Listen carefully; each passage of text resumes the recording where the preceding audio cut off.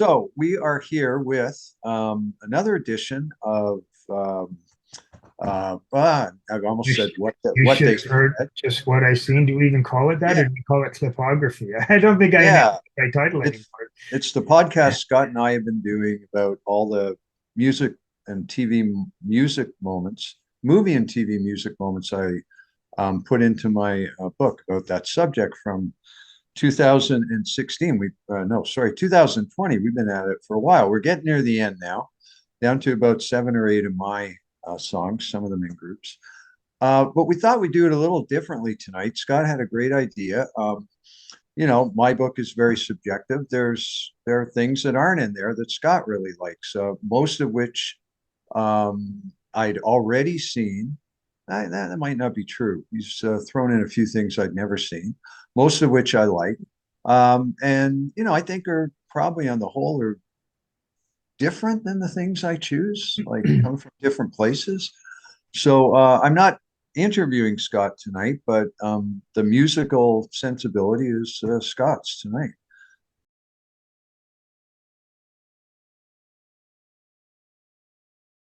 We can start anywhere. Maybe it might be a good idea to start with the full length movie. Uh, do you think that'd be a good place to start? Because I do have some thoughts on it. Sure, yeah. Crazy, which is this is kind of sad and pathetic. Scott lent it to me at the beginning of the pandemic on a homemade And we should homebrew. say the actual title. I mean, it's crazy, but it's C.R.A.Z.Y. In case you're actually Googling for the thing, it's Yeah, not the it's easiest re thing to find otherwise. So it's rendered as an acronym, yeah, but it's not an acronym. Lent it to me on a home burn DVD, which I got to ask right away. The weird thing about it, you burn this at home, right? So this has all the features of a store-bought TV DVD. I was able to watch the subtitles. It's got a interactive yeah. menu. I honestly can't even fully remember, but at one point early on in my, just trying to, get movies and music and stuff, I just had ways of doing things like that, burning DVDs. Like I don't even know what program I would have used, but Hmm. I probably rent is back when I would have rented the DVD.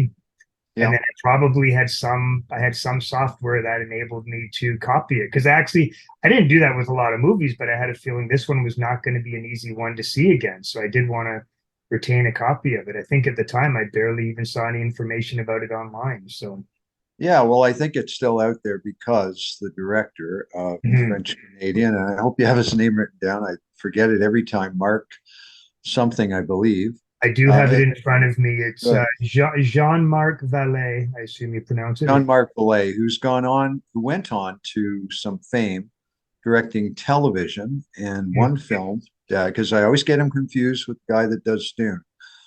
He directed a film called Dallas Buyers Club, I think, and he directed or show ran or had a major hand in the writing and conception of two excellent TV series that we've already talked about, Sharp Objects and Big Little Lies.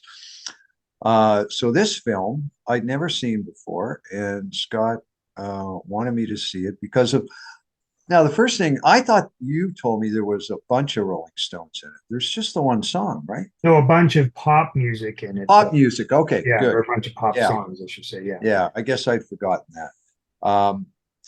And it does have a bunch of pop music. The one that you, I think, highlighted was the Rolling Stones song, which is "You Can't Always Get What You Want," which is No, used in a really no sympathy for the devil. "Sympathy for the Devil." Sorry, "Sympathy for the But Devil." it's an interesting mistake because Yeah, it it's kind of used. it It's sort of used like they references would have you, used yeah, it. like when they bring the Yeah, choir in, right? It's definitely a definite thing. that's exactly why I said that Yeah, because it's staged like they're using.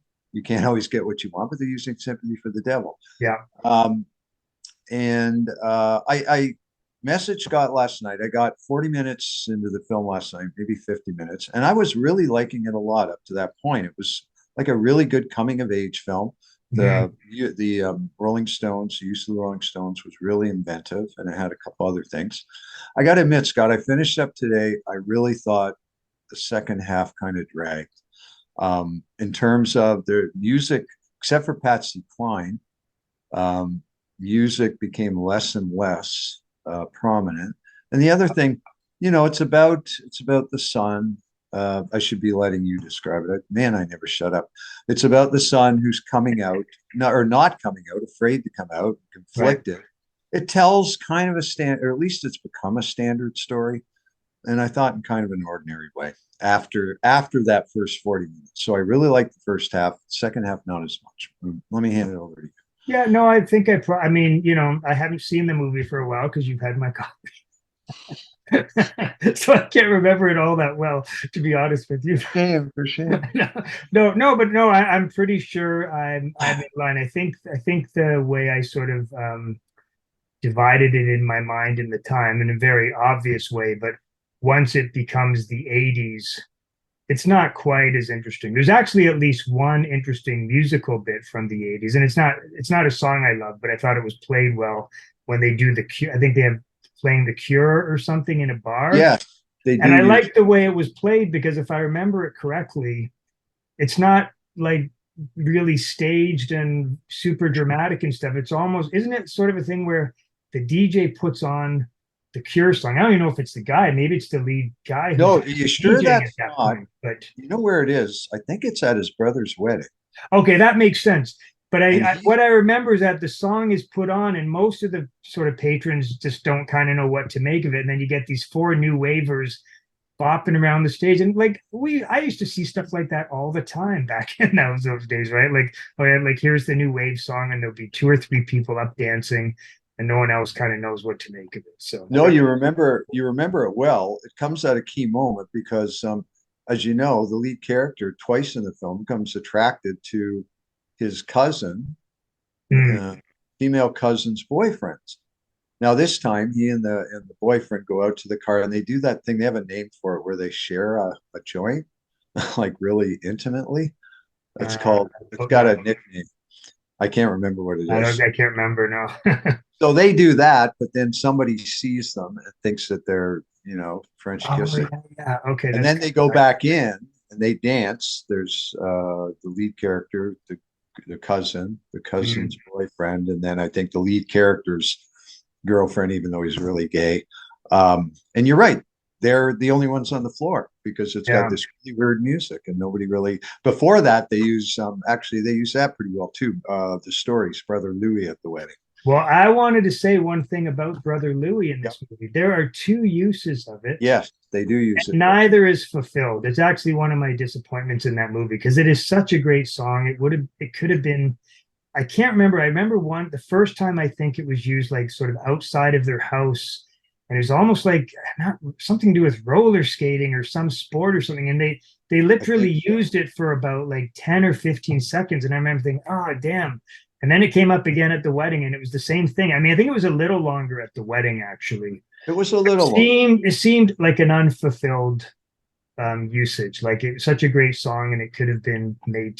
You could almost fit it in thematically in a way, not in terms of the race, but like Yeah, a I don't know boy if and a I've boy coming home yeah, to meet the no, parents it's or true. something. So I don't know that I've ever seen it used in another film. So that was interesting. We've got to talk about, why don't you describe, and if your memory fails you, I can fill it in on how Sympathy for the Devil is used. It's quite yeah.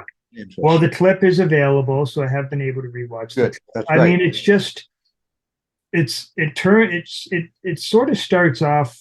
I mean, there's one thing I have to mention about early in the scene that I just love in it. It starts with the guy, the character. I should get his name so we can stop saying the character, but Oh, he's in yeah. his bedroom. There's a lot of really great scenes in the movie. A few where he's in his bedroom. Like there's one early on where I think he's doing the Ziggy Stardust thing, and it just for not so much musically, but visually, it's really well done. But so in this scene, he starts, and I love it because he's in his bedroom. He has his shirt off, and he's wearing a cross. And the way even his hair is, there's a picture, and I'm certain this is deliberate. If you look on the Stones album Hot Rocks, I always liked this one picture when I was a kid, and it's a picture of the band, and there's one, and Keith Richards has his shirt off, and he's wearing this chain around his neck, and it's from like 67 or 68 or something, and he just has this really sort of cool, slightly sinister Keith sort of look or something, and I'm sure that this uh, photography of this guy in the movie is modeled right after that. Like when I said, oh God, he looks like the spitting image of Keith Richards. Anyway, so then Sympathy for the Devil starts up. I think he puts it on the turntable. And but then it sort of turns into this kind of a fantasy sequence where I don't know how they get into the church, but suddenly he's in church and Can I just say his name, yeah, Scott? I think it's yeah, please. Zachary or Zach. Zach, okay. Yeah. So they're in church, you know, a big cathedral, and it's based in Quebec or somewhere in the province of Quebec. So, you know, the Catholic thing is huge there and everything, a lot of pageantry, excuse me, and all that. And it's like while the church is still going on, he's kind of sitting there. He looks like he's stoned and he's shaking his head to the song, and his father's glaring over at him.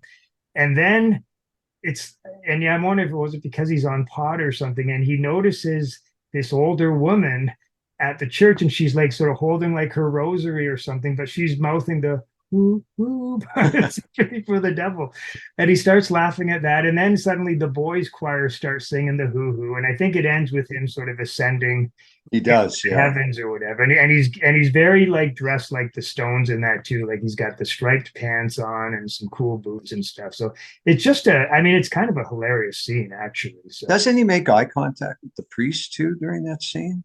yes, Or I is think that so. early? And you know the girl in the movie who's kind of his friend throughout, this red-haired girl. She's a The good character. girlfriend or the cousin? Well, maybe she is, but I think like was she his girlfriend for a while before he He came was, but out or then there's something? also his cousin who Okay, he maybe it's begins. his cousin, and that shows you I just Okay. forget the movie. But anyway, this girl that he's quite close to, he's Yeah, kind of making eyes at her too. He said it's almost like, oh, look at this lady singing along. that'd be the cousin. Yep. Okay, okay. But yeah, I mean, it's just great. And with the cathedral and, you know, and Sympathy for the Devil, of course, is the perfect song for that. And I do love Sympathy for the Devil. It's one of those songs that I know, you know, has a bit of a goofy quality to the lyrics and stuff. But I mean, I always loved it as a kid. And I still think musically it's one of the Stones' greatest songs for sure. So I loved it as a kid. I definitely wore it out. You know, radio helped. It's a really good scene. Like I certainly again I like the song. I said this real. I've never seen anything like this.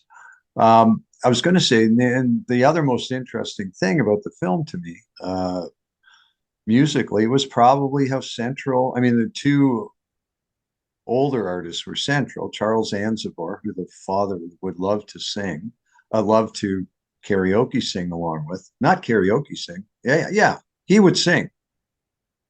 Would he sing over top C.R.A.Z.Y, or would he just use backing tracks? I can't even I remember. can't remember that. Charles Aznavour, right? Yeah. Okay. Aznavour, sorry, Yeah. mismangling his name. And Patsy Cline is Yeah. so Yeah. Glad you mentioned Patsy central. Cline. Yeah. You might guess from the film's title.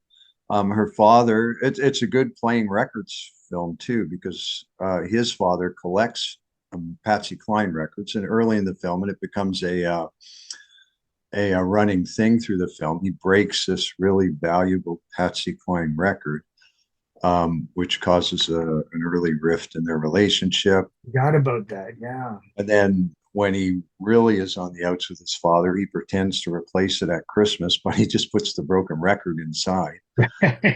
You know, middle finger to his father. But Yeah. then in Yeah. the very end, he finds a copy in Jerusalem, brings it Right. all back, and the younger brother ends up breaking it. Wow. Yeah. Um, You're bringing that back to me. Yeah. That's great. yeah.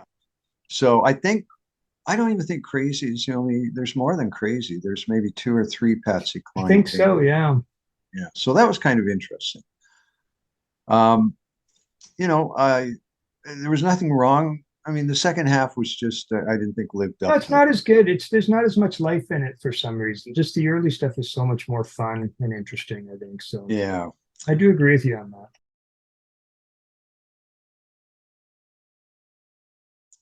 So from your clips, I will say immediately that two of the clips want me to, and within the next 3 weeks, I'm sure I will want to see two of these films, the whole film. I've seen them both, but I want to go back to them.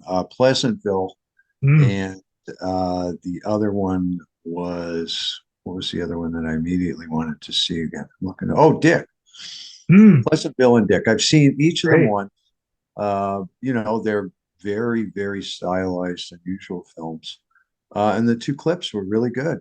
And you know, especially let's start with Dick. I totally forgotten that You're So Vain was in that, and it's so much of it is used, and it's Yeah. used in a way that it's basically it is meant to be so, I'm listening to the words, trying to link them to Nixon because it's used over top a reenactment of Nixon's.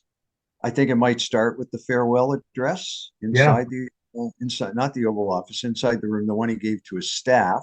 Mm, And then it's got the famous leaving the White House and doing the walk across the Rose Garden or whatever onto the plane with the Ford and Betty trailing behind him. yeah. All of that. Well, meanwhile, the two girls have they're trying to position themselves on a rooftop so they can With the give their banner. own farewell to Nixon, which is pretty memorable. And Yeah. I don't know, maybe I was trying to take it too literally. It really worked, but I'm trying to say, how is this song Nixon? Yeah. Yeah. I mean, do you think it's meant to be that way, or is it just a mood piece and it's 1973, which is actually technically 1 year off, but I don't know. Yeah. Well, why you're I don't know. Sylvania? I mean, what I thought was, I mean, this sounds absolutely like a ridiculous sort of supposition or whatever, but I almost want, like, there's the whole thing about You're So Vain for years and years. Everyone was kind of wondering, well, who is the song actually about? And I just Yeah, thought of the course. movie was playing a little bit on that idea, like, well, let's take Maybe You're it's So about Vain and we'll Nixon. try and make it sound like, hey, maybe it could be about Nixon. Obviously, if you listen to the lyrics, it almost couldn't be further from, like walking into a yacht, kind of like that's just so Well, non. the other Sounding, thing right? was, and I'd really have to think about this because maybe there's an argument against what I'm about to say, but Nixon seemed like the least vain person ever in that he just was so uncomfortable in his own skin. Yeah, Like vain people walk exactly, around. exactly. No, that's Yeah. exactly. Like it Yeah. couldn't, like you can't line up Nixon in that regard with like Warren Beatty or Warren Mick Beatty or Jagger or Mick Jagger. whoever. I No. know Warren Beatty was the one who finally, he was the one who finally Carly Simon said it was supposed to be about. Yeah. Yeah. I don't remember I know Jagger was one, and I'm sure there were other, but you can't really. Yeah. I think Like I was James. actually thinking, you could almost say JFK if it was going to be a president or something, right? It'd have to be someone like that. Yeah, absolutely. Or Clinton, or I'm sure some Yeah, people would yeah, even say Obama. yeah, yeah. Obama got accused So of Nixon having. is like, but I mean, the movie is that sort of broad comedy and those broad gestures. So I think, like, to some extent, they were kind of playing on that a little bit. I And think you're right. I think you're right. like Now the that you let's, frame it and that way. You're So Vain. Like, there's just it's not that difficult to tie it in, and it was still a big song at the time. And I just think it I was. think it came late in 73, so it would have been Yeah, it still would have been past the hit lingering. for sure. Yeah. Yeah. That works really well. And then they segue into this, and I liked it too. It's just a weird, very weird Yeah. epilogue to the film or postscript to the film, whatever, where Dancing Queen is playing. They're at a roller disco, I think. Uh, No, that's what's brilliant about it. It okay. looks like a roller disco. They're roller skating around the Oval Office. Right. It's Okay. so Yeah. amazingly done. Like they're roller And it skating. does It looks like, earlier things from earlier in the film, right? what's that? It takes clips from earlier in the film No, I don't think. Well, okay. when they first I meet. have now. I should say I haven't watched the whole film again, and it's probably been like at least 7, 8 years since I've seen the whole film. But the clip is out there. No, so there's two uses of Dancing Queen at the end. I don't care for the second one. And the second one, What's because the it's a cover? cover Yeah. version, and Yeah. there's other footage in it. I don't know if that's no, but the Dancing Queen scene itself, which to me I actually like even a little more than the You're So Vain. Yeah. I just think it's such a perfect execution. All it is the two girls roller skating around the Oval Office, and then there's one hilarious thing where they cut away to a shot of them, and one of them sucking a lollipop, and it says "Dick." I meant to say, But it looks like it's photographed like one of those like really bad like sort of 70s kind of soft core porn magazine, well, like more than that, V Scott, or something like that. I think it's a specific reference that Is to it? an to an infamous Gong Show episode Hmm. where they had these two sisters on who were there. They came out and they were both about 16 and they sucked on lollipops. Wow. And they did it in a way that was so pornographic And one of the people on the panel got really upset. Wow. And the one that was loving it was, do you remember JP Morgan? Oh yeah, yeah. He was, laughing and going crazy. Uh, it I think it did not air in certain part. The show was on delay, and in certain parts of the country it didn't air. You can go on YouTube, you can find the That's clip. remarkable. I'm pretty sure that's meant to, Oh, maybe I'm not, sure that sounds yeah, like it would be for sure. meant to evoke that. I mean, I what meant I love about the ABBA, sorry, go ahead. What? No, I'm glad you brought that up because I meant to say that. I mean, I think I mean, I love the You're So Vain. I love that the way the two of them going together. I mean, the ABBA, it's them roller skating around the Oval Office, but it's also the credits are playing over top of them. Um, Yeah. but it's just such a perfect, like, I don't know, I just find it so interesting that somehow they got this ABBA song to just sound so like quintessentially like the bicentennial song. And, obviously ABBA being Swedish is just, but obviously it was a huge hit in America. I think it was the number one song. I just thought it really captured that. Now, I know the movie is, I mean, I don't think by that point it doesn't really matter, but because I think Dancing Queen is like 76 or something. I And was just going to obviously ask They're you, So yeah. Vain plays in 1973.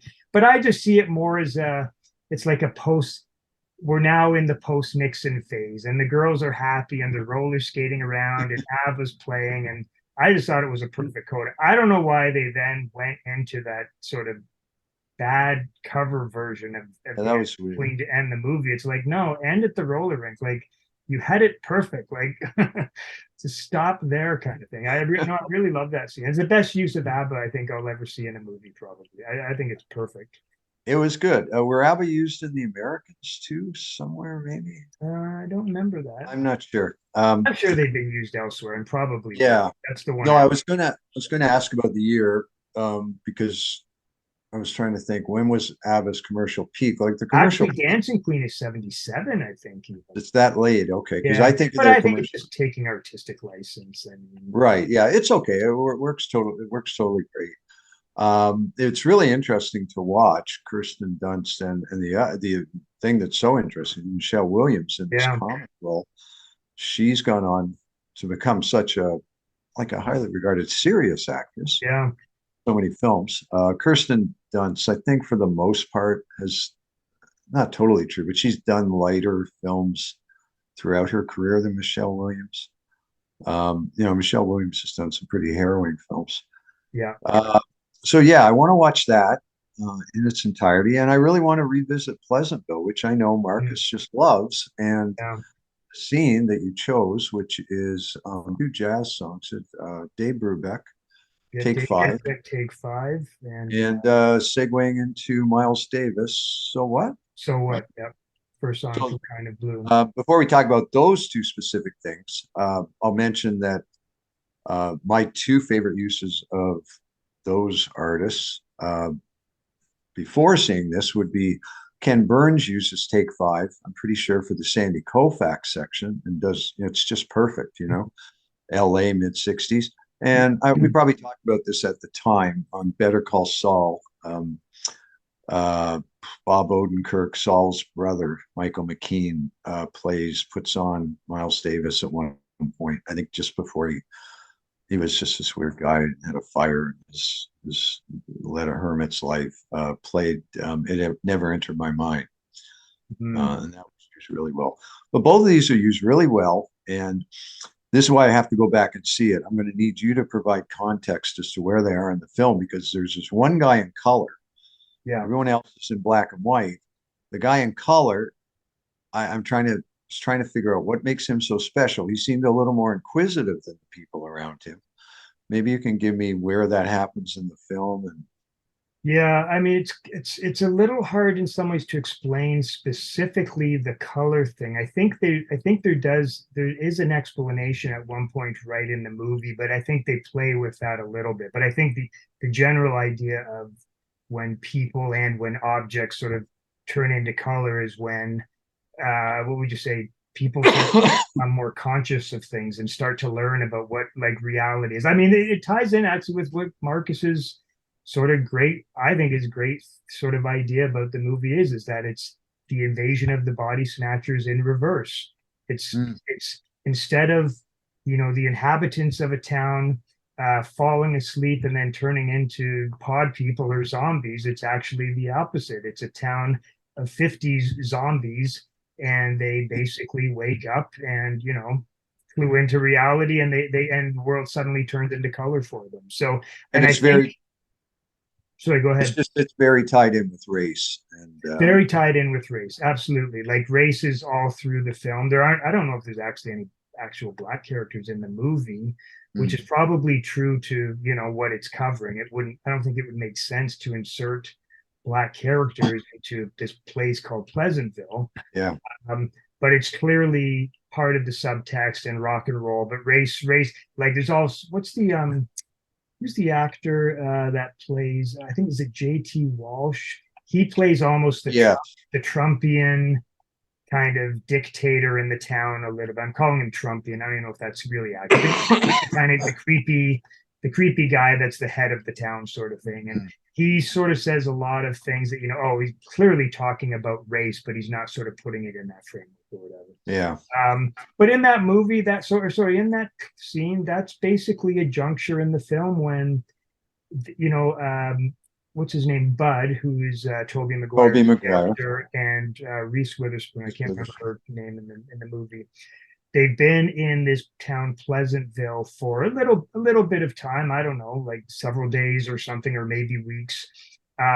But they're at a point now where, okay, like things are starting to reveal themselves, and people in the town are starting to ask questions, and it's clear that they know things that other people don't. So in this scene is, I think, the first scene that really sort of plays with that explicitly. So Bud is walking into this bar, and Take Five is playing, and both the songs are obviously playing in the background. They're not on the jukebox, I don't think.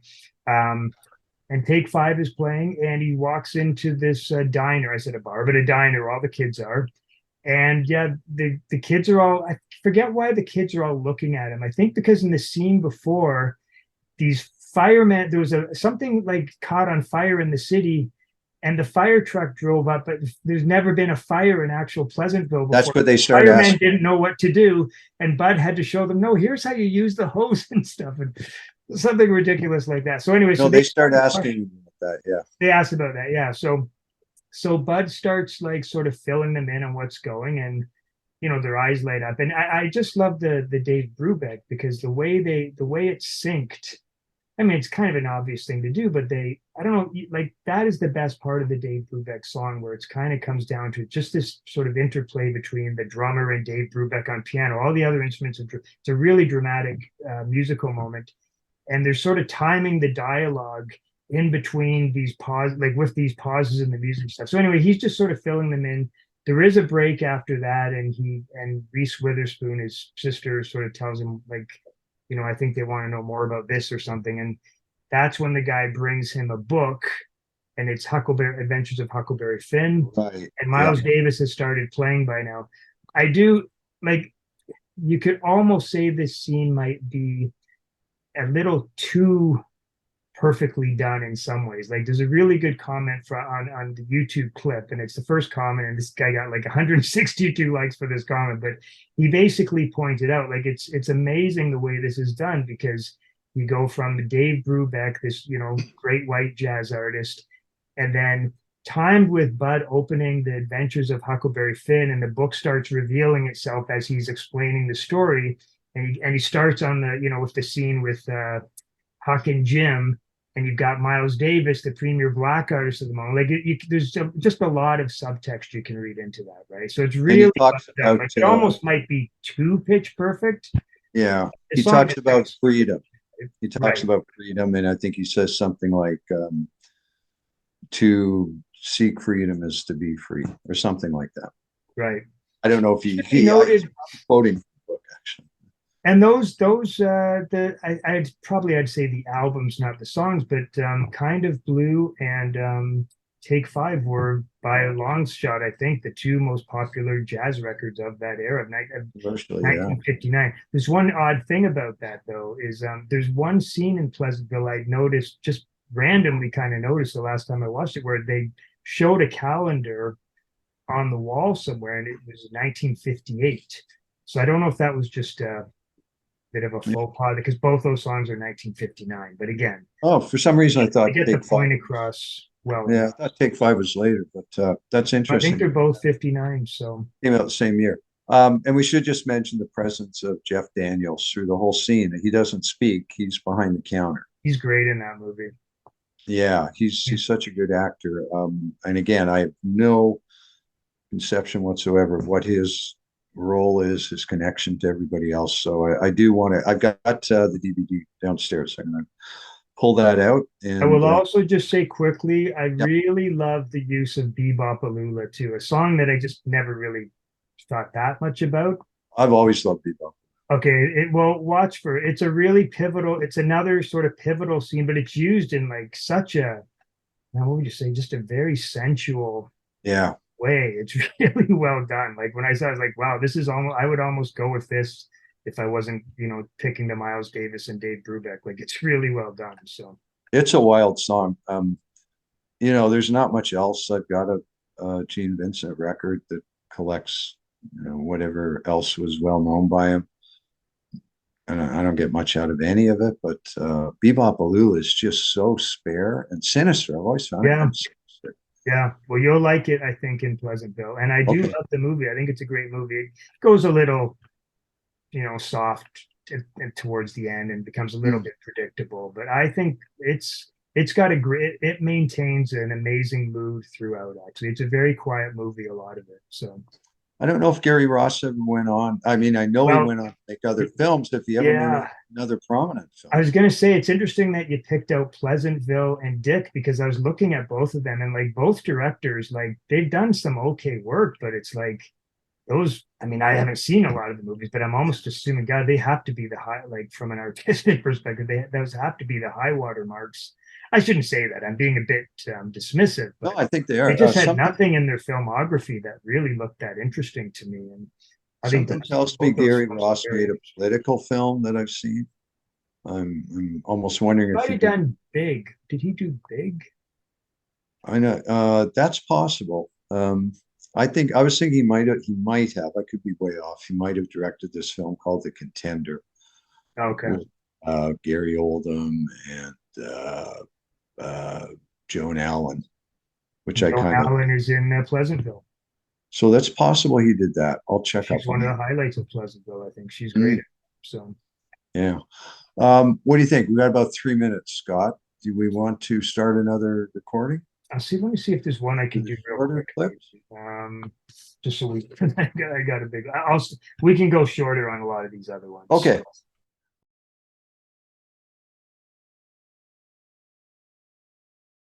um, Okay.